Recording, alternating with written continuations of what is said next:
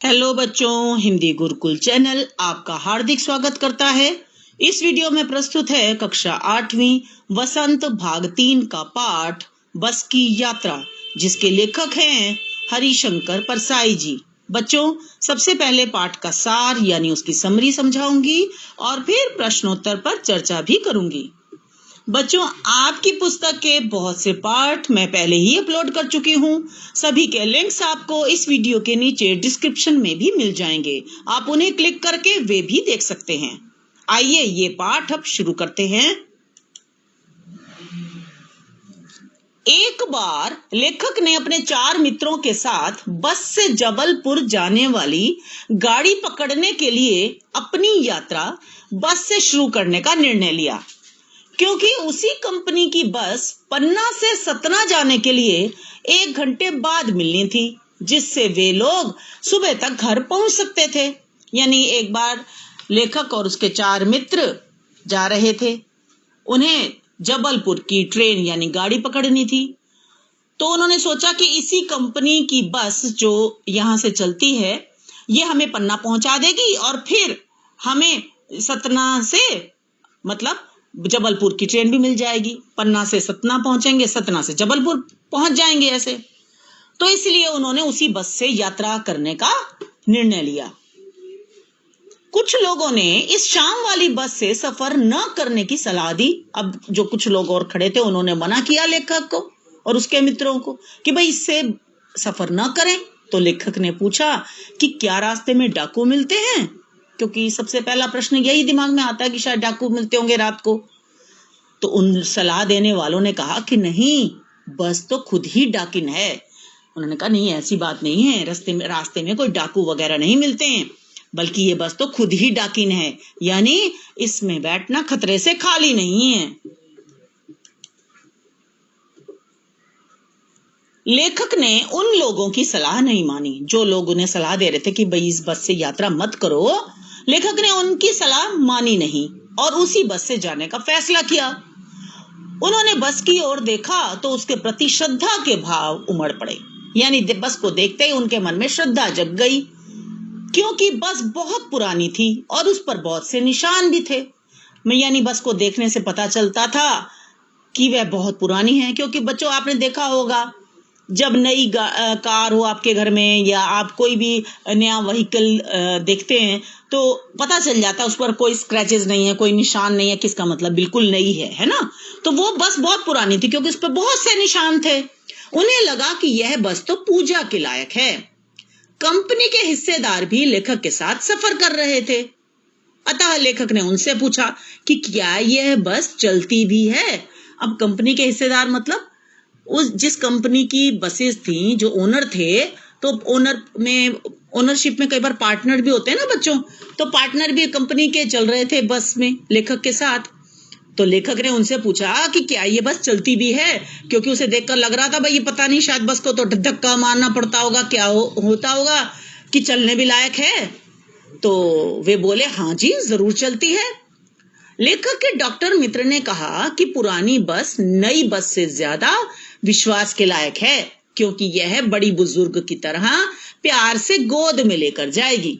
इसका क्या मतलब है बच्चों? आपने देखा होगा घर में जो बड़ी बुजुर्ग लेडी होती हैं, है ना, दादी नानी, वो बहुत प्यार करती हैं, गोदी में बैठाती हैं, है ना।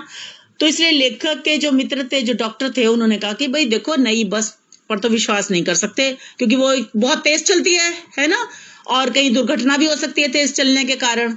तो उन्होंने कहा ये बस तो देखो आराम से चलती होगी और इसलिए प्यार से लेकर जाएगी गोद में बैठाकर। लेखक को विदा करने वाले व्यक्ति भी उसे ऐसे देख रहे थे मानो उन्हें आखिरी बार देख रहे हों। इंजन के स्टार्ट होते ही ऐसा लगा मानो पूरी बस ही इंजन हो। अब जब इंजन स्टार्ट किया गया तो पूरी बस जोर जोर से हिलने लगी और ऐसा प्रतीत होने लगा कि मानो पूरी बस ही इंजन है, यानी कि पूरी बस के नीचे ही इंजन लगा हुआ है। वैसे बच्चों, इंजन तो उसके एक हिस्से में लगा रहता है बस के, है ना, पूरी बस में थोड़ी ना होता है। वे सोचने लगे कि वे सीट पर बैठे हैं या सीट उन पर, क्योंकि सीटें भी जोर जोर से हिल रही थी। बस की खिड़कियों के ज्यादातर कांच भी टूटे हुए थे, क्योंकि जितनी पुरानी हो जाती है टूट फूट भी ज्यादा हो जाती है उसकी।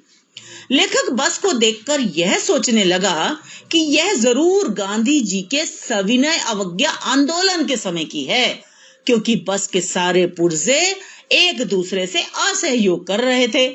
इसका मतलब क्या है बच्चों कि बच्चों आपको ये तो पता है कि गांधी जी ने बहुत सारे मूवमेंट आंदोलन चलाए थे, जिनमें था नॉन कोऑपरेशन मूवमेंट यानी असहयोग आंदोलन, सविनय अवज्ञा आंदोलन जिसका पाठ में जिक्र है यानी सिविल डिसोबीडियंस मूवमेंट।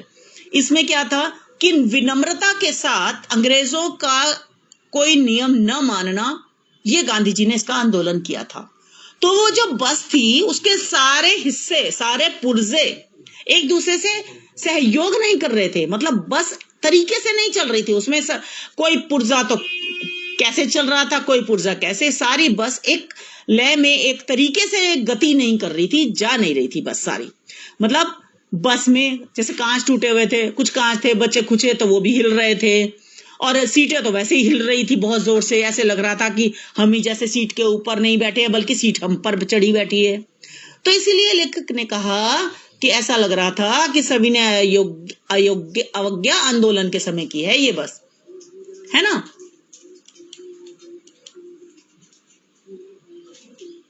कुछ समय की यात्रा के बाद बस रुक गई और मालूम हुआ कि पेट्रोल की टंकी में छेद हो गया है।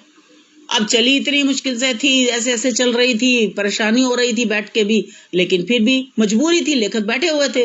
अब वो कहते हैं कुछ समय बाद फिर क्या हुआ कि पेट्रोल की टंकी पता चला कि भाई छेद हो गया है। अब ऐसी दशा देखकर लेखक सोचने लगा कि ना जाने अब ब्रेक भी कब फेल हो जाए, भाई भरोसा ही नहीं है कुछ, और स्टीयरिंग कब टूट जाए तो बस कैसे चलेगी। अब रास्ते में दोनों ओर हरे भरे पेड़ों पर पक्षी बैठे हुए थे, यानी बाहर प्राकृतिक दृश्य बड़ा लुभावना था, लेकिन लेखक को वो लुभा नहीं रहा था बाहर का दृश्य, बल्कि डर लग रहा था। क्यों कि कहीं बस किसी पेड़ से ही ना टकरा जाए। झील को देखकर लगता कि कहीं बस इसमें गोता ही ना लगा ले, कि कहीं बस इसी में ना गिर जाए, क्योंकि थोड़े झटके भी दे दे के बस चल रही थी, धीरे धीरे चल रही थी बस।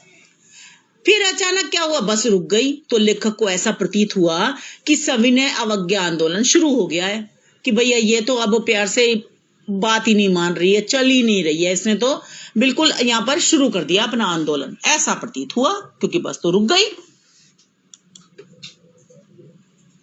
अब बस कहाँ खड़ी थी, रात में हल्की चांदनी में पेड़ों की छाया में खड़ी बस को देखकर लेखक को बहुत तरस आ रहा था, और वह आत्मग्लानि से भर उठा कि वह इस वृद्धा पर क्यों सवार हुआ।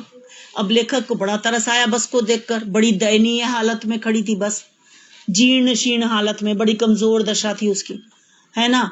और लेखक को ये अपने ऊपर खुद ही अफसोस हो रहा था कि भाई मैं ऐसी पुरानी खस्ता हालत की बूढ़ी बस पर क्यों सवार हुआ, हमें तो बैठना ही नहीं चाहिए था।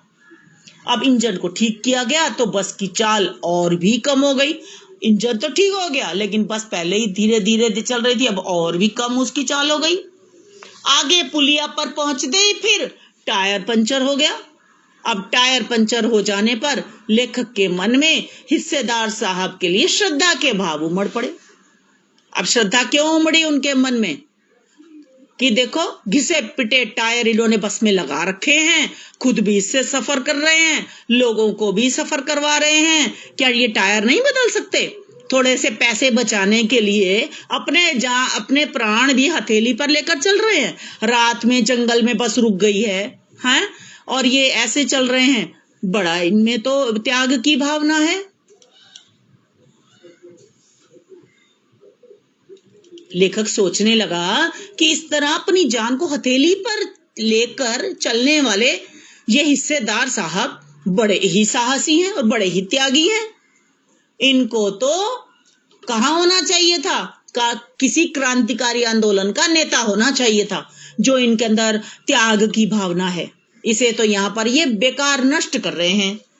इतनी परेशानियों के बाद फिर सब यात्रियों ने पन्ना क्या कहीं भी पहुंचने की उम्मीद छोड़ दी। पहले तो सोच रहे थे पन्ना जल्दी से पहुंचेंगे, फिर सतना के लिए बस पकड़ेंगे, लेकिन अब तो पन्ना क्या, उन्होंने तो कहीं भी पहुंचने की उम्मीद सबने ही छोड़ दी। उन्हें लगने लगा कि अब तो शायद सीधे परलोक ही सिधारेंगे, यानी अब तो भैया मरने जीने की बात है, अब तो पता नहीं मर ही जाएंगे शायद कहीं और सीधे दूसरी दुनिया में पहुंचे, परलोक सिधार जाएंगे यानी स्वर्ग सिधार जाएंगे। सब लोग बड़ी तसल्ली से बस में घर की तरह बैठ गए। अब सबने इस बात को सोचना ही छोड़ दिया और तसल्ली से बैठ गए कि मानो जैसे अपने घर में बैठते हैं ना, सब लोग वैसे ही बैठ गए और फिर सब हंसी मजाक करने लगे। इस तरह सबकी चिंता दूर हो गई। हाँ, आइए बच्चों, अब हम देख लेते हैं प्रश्नोत्तर। पहला प्रश्न है, मैंने उस कंपनी के हिस्सेदार की तरफ पहली बार श्रद्धा भाव से देखा। लेखक के मन में हिस्सेदार साहब के लिए श्रद्धा क्यों जग गई? बच्चों, इसका उत्तर आप ऐसे लिखेंगे, पुलिया के ऊपर जब बस का टायर पंचर हो गया था, जिससे बस पहले ही ऐसे धक्का दे देकर चल रही थी, मतलब झटके दे देकर चल रही थी, और अगर बस तेज चल रही होती तो पहले ही नाले में गिर गई होती। अब ऐसे में जब बस का टायर पंचर हो गया तो लेखक ने कंपनी के हिस्सेदार की तरफ बड़े श्रद्धा भाव से देखा। उनके मन में श्रद्धा इसीलिए जग गई क्योंकि हिस्सेदार साहब केवल अपने स्वार्थ के लिए, थोड़े से पैसे बचाने के लिए अपनी जान को हथेली पर लेकर सड़क पर बस दौड़ाए जा रहे थे। वे जानते थे कि टायर घिसे पिटे हैं, खराब हैं और कभी भी लोगों की जान खतरे में पड़ सकती है, फिर भी किसी की जान की परवाह ना करते हुए वे धन बटोरने में लगे हुए थे।